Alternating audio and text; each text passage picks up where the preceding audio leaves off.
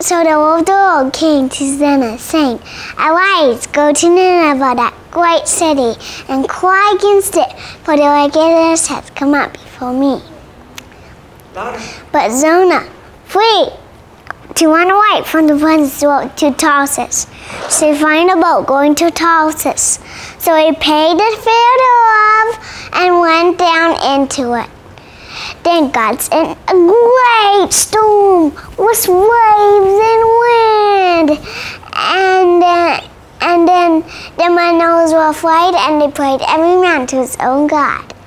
Louder, Daniel. And they prayed every man to his own God, and then they threw all the stuff they were going to sell in the sea, and to make the boat wider and not sink.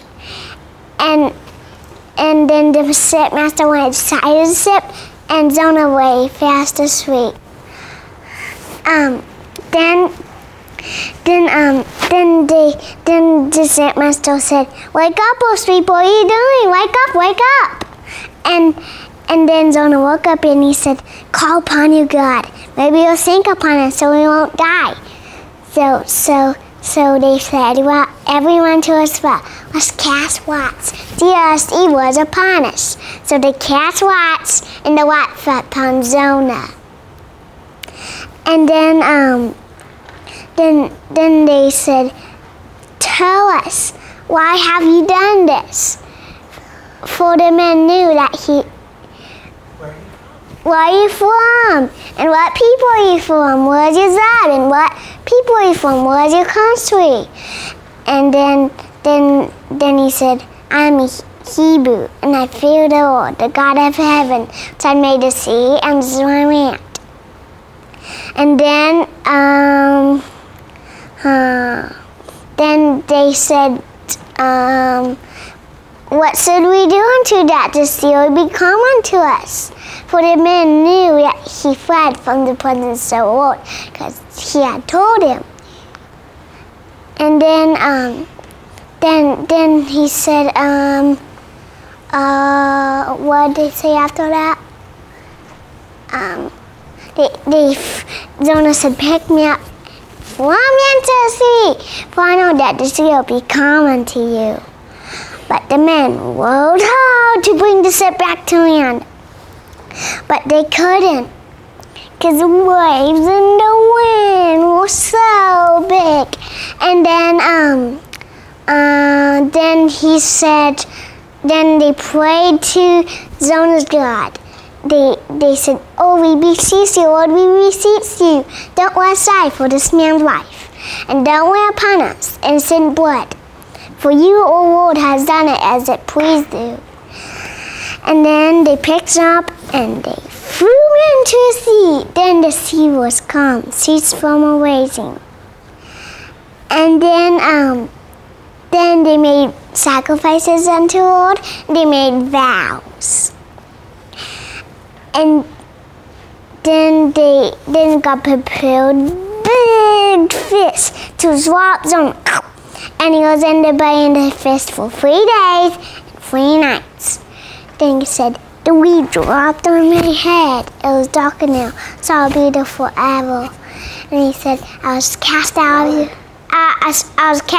of your sight, and the waves were upon me. And they said,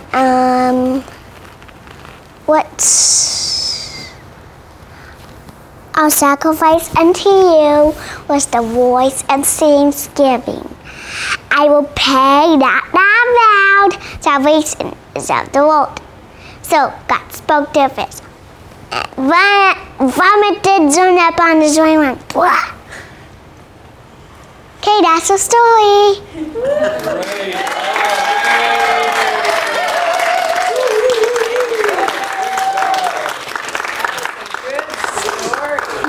What do you think about that Jonah guy? Well, I think that it's good that he remembered the Lord. Do you think was he running from God? Yeah.